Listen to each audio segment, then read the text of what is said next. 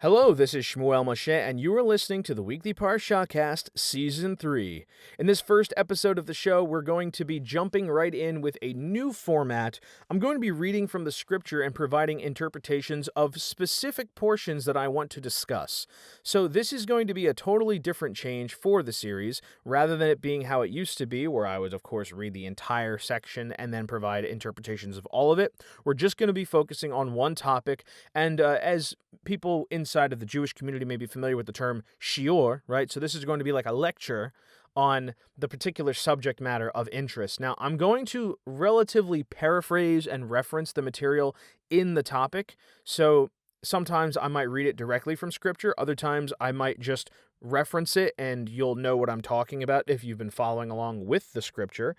For those of you who want to get the actual full text as I interpreted it in the past, you could check out the first season of the show, Weekly Parashahcast Season 1, where I did every week's weekly reading, followed by interpretations of every verse and every section. So, with all that being said, I'm Shmuel Moshe. This is the Weekly Parashahcast Season 3, the show where I read the Tanakh and provide interpretations and lectures on what I think it might mean. And, as always, I want to remind everybody I'm not a professional scholar, just somebody who wanted to study the scripture. Now, as far as what versions I'll be using for my translation, I'll be bouncing around between different ones. The reason being, I used to rely exclusively on Chabad.org for these, but in the 2 years since I recorded the first episodes, it seems that they've changed the website, and they no longer have the exact translations, but instead they have a mix of the exact translation and an additional interpretation mixed in. And even though they disambiguate them by using two different kinds of text, if you've ever visited after I've told you, hey, go read it on Chabad, you'll notice that what I'm talking about, it changes the entire reading because it's influencing it with interpretations that I don't think belong there. Because it's not the exact word, right? The exact word is what matters. What Moses wrote is what we need to study. What somebody else says it means should not be there. But that's anyway my own little lecture on the side. In any case, we'll be jumping around between different versions, so if you want to follow along in English, it might be a little bit harder this time around. Nevertheless, bear with me, and let's jump on in. So, this first episode, we're going to be talking about the Torah portion of Bereshit, the first Torah portion of them all. This is kicking off our new season with a new reading of the Torah. And I'm going to be talking about a very specific subject matter, a topic amongst all of that. It's not going to be the entire portion, just a specific section. So this time, for the book of Genesis, Bereshit Torah portion reading, we're going to quickly just recap the entire portion with a couple of cliff notes, if you will. And then after I've summarized it, we're going to talk about the particular subject. So that's going to be the format for Season 3 going forward, and I will ideally not include this lengthy prelude in the future episodes, but this is the first episode of Season 3. The show's format is changing, so I wanted to make sure we cover that. All right, so quickly a recap of all of the different subjects inside of the Bereshit Torah portion. So first up, of course, God creates all creation, right? The creation of heaven and earth and so on. Then he sanctifies the Sabbath day, creates mankind inside of the Garden of Eden, tells them not to eat from the tree. They ultimately do after being led by the serpent. God punishes all three of them in different ways. Mankind is cast out from the garden and is forced to work the land. Then the children of Adam and Eve, the first humans, are Cain and Abel. Cain kills Abel, and he gets cursed as well. But ultimately, humanity continues on. Adam and Eve have another son named Seth. He will be the progenitor of us today through the line of Noah. We'll talk more about that next time. And then we get the full genealogies leading through following Adam. And lastly, we learn about the Nephilim, the Watchers, and so on. So these are angels who came down and procreated with human women. And then their children were called the Nephilim, right? They were half-breed, half angel, half human, and they ended up taking over the world in many ways. And this led to just a total decay of society, to which God grew angry and decided he was going to wipe out all mankind. But ultimately, he will spare one branch, and that is the branch of Noah. So that's everything that gets covered in the book, or in the portion of Bereshit. Now we're going to talk about a specific topic. So the topic for this lecture is pertaining to the original sin. Now, the original sin, as we recall, it refers to when man and woman partook of the tree of knowledge of good and evil. Now, God gave them one very specific command. He said, everything in this garden you're going to be the caretaker of, and you can eat from everything here except for this tree. So that is the particular subject of this focus here, the tree, and the choice to sin by eating from the tree. The question is, were they cast out from the garden because of the sin itself or because of the knowledge given by the tree? That is what I want to focus on. So I want to explore this in a sort of free-thinking kind of way. What did it mean for them to take from the tree? Well, there are two things. One, the tree was something that was able to grant them insight, knowledge, information of good and evil. So it taught them worldliness. It taught them everything. That's maybe a problem, but maybe not. The tree itself is not the problem, right? Because it exists. It's just specifically they were told, don't eat from it. So they had a very specific assignment, but this tree would be able to modify their minds and enlighten them. Now, on the other hand, there's also the concern of them actually disobeying God, which is the sin of disobedience. Now, that is what I am curious about. Which is the deeper, more grave problem? Is it the choice to disobey God or the choice to eat of the tree that they were forbidden from eating? I think, personally, it's a pretty important question because there's plenty to go off of regarding what is and is not allowed. It's a binary situation. Everything is allowed except for this one tree. So by choosing to disobey, they introduce the concept of sin to existence, right? Before this moment, there is nothing in the form of sin. There is the possibility of sin, right? It's possible to disobey God, but up until this point, nothing is recorded as having done so. So at this point, humanity is completely without sin and kind of innocent. Now, after they eat from the tree, they become aware and mindful of their nudity, right? They become aware of their nakedness, but the problem is that in doing so, they disobeyed God in the process. So what's worse, disobeying God or gaining the knowledge? Now, one answer is that the worst thing was actually eating it, right? So gaining the insight from the tree was the problem. This is why it was forbidden, because God did not want them to get insight from this tree.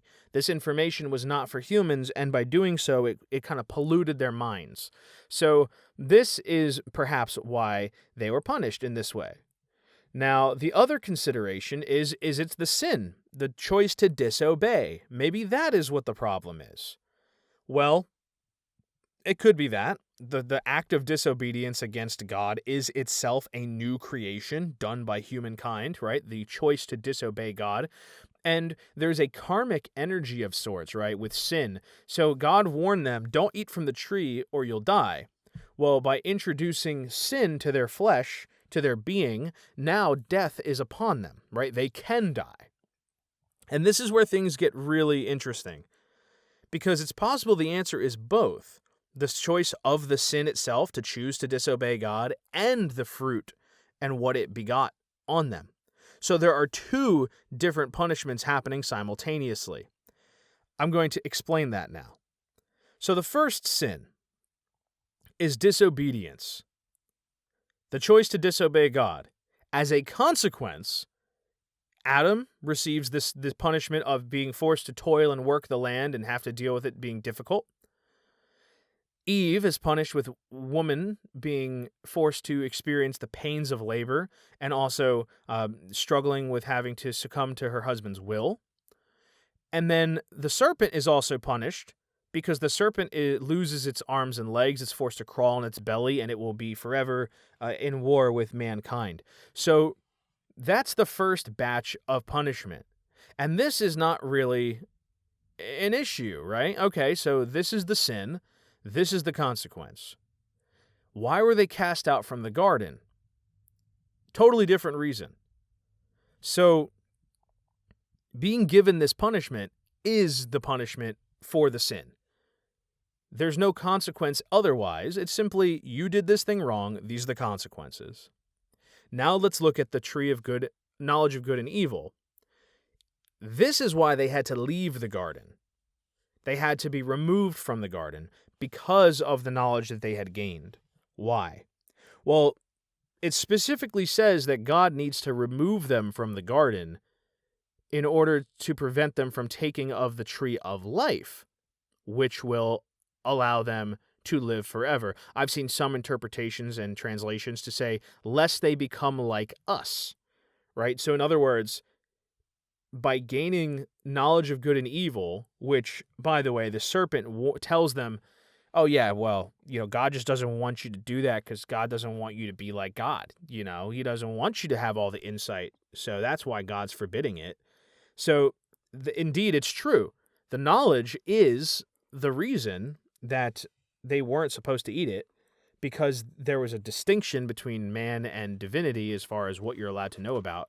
But the choice to actually eat from the tree, leading to we need to get them out of here before they eat from the other tree, tells me that before they ate from the tree of good and evil, the tree of life was fair game, right? There's nothing forbidding them from eating from the tree of life.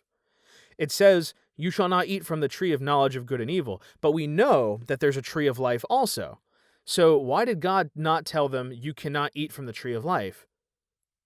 He only said don't eat from the tree of knowledge. So this is the key.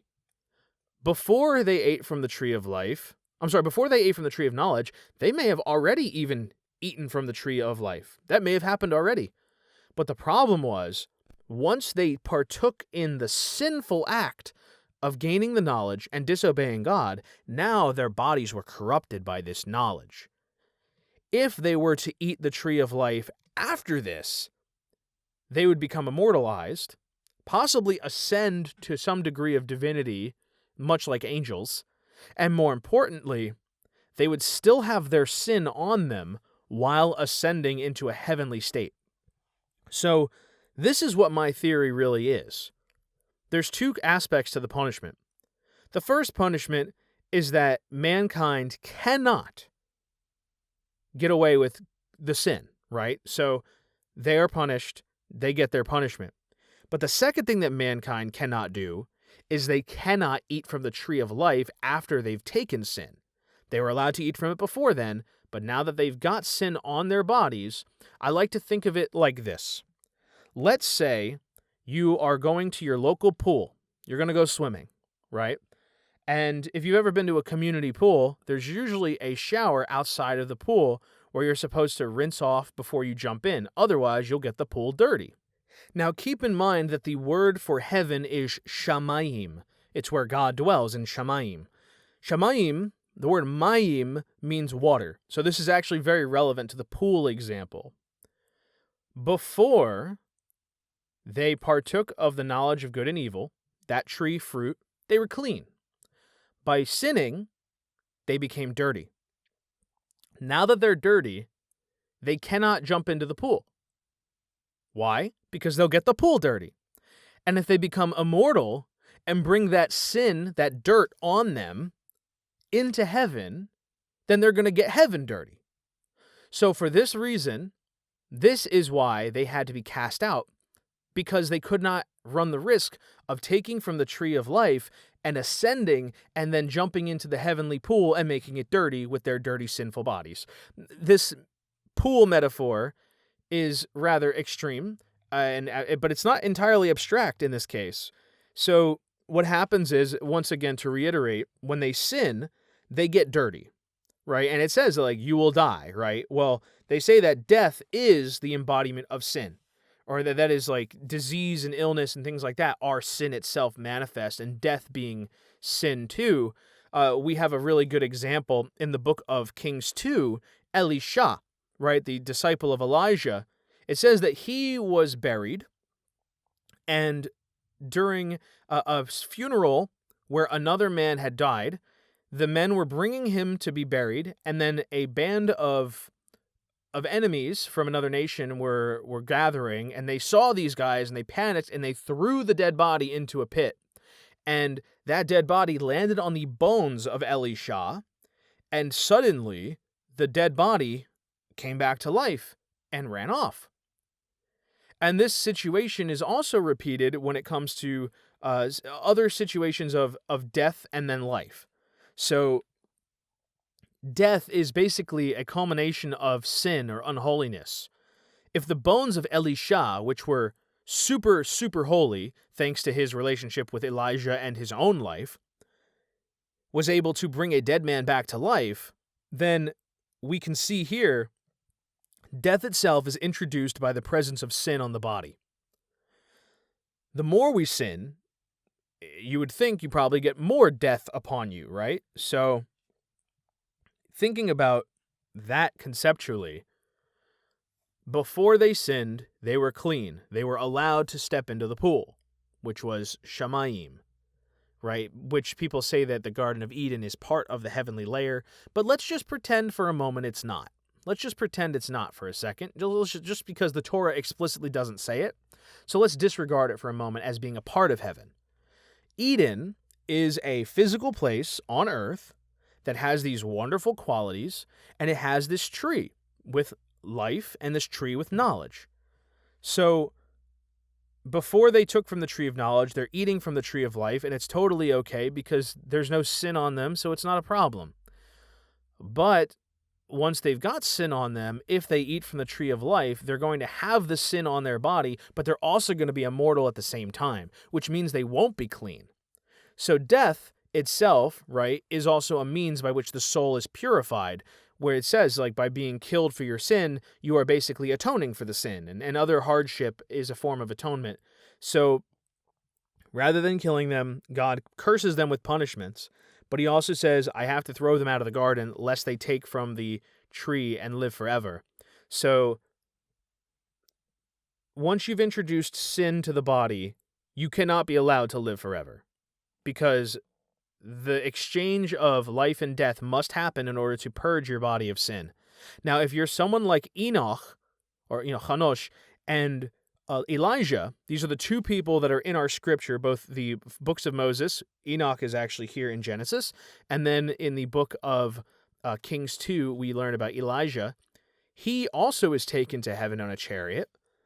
So he's taken by God. Neither of them die the traditional way, which means that they were so holy and pure in their ways that they did not have sin on them, which meant it was okay for them to enter the heavenly realm. Whereas Adam and Eve, being sinful, if they were to eat from the tree of life, they would live forever, and then they would enter the heavenly realm with dirt on them. Enoch and Elijah were clean, so they were allowed to enter the heavenly realm without dying, because they did not have sin. They were without sin. They were good. They were pure. They were clean. They were allowed to go swimming in the community pool, whereas everybody else has to take a shower first, which is typically death. So that's what I really wanted to focus on for this first lecture for Season 3. The curiosity that came to me hearing about why is it that now that they've eaten from the tree of knowledge that they're not allowed to eat from the tree of life? Why was it not allowed from the beginning, right? Why didn't God say you can't eat from either of these trees? No, it was only after eating from the tree of knowledge did God say, okay, well now we can't let them eat from the tree of life because otherwise that would be a problem. Why would it be a problem? Because now that they have sin on themselves, they must experience death to be purified of their sin. Unfortunately, that is just how it goes. Only very special people, such as Enoch and Elijah, were able to be entirely without sin in such a way that they were allowed to be brought into heaven directly without the consequences. And if we think about different people, Moses, for example, he was amazing, but he still had moments where he fell short. This is true of just about every figure inside of our scripture, but the one truly exceptional individual of the ancient times is Enoch, and the one that's exceptional from the era of the kings is Elijah. They are without sin. God brings them directly to heaven without any consequences. They don't have to die. In other words, these guys are probably allowed to eat from the tree of life because they're not sinful. Adam and Eve were sinful, so the tree of life was not permitted for them.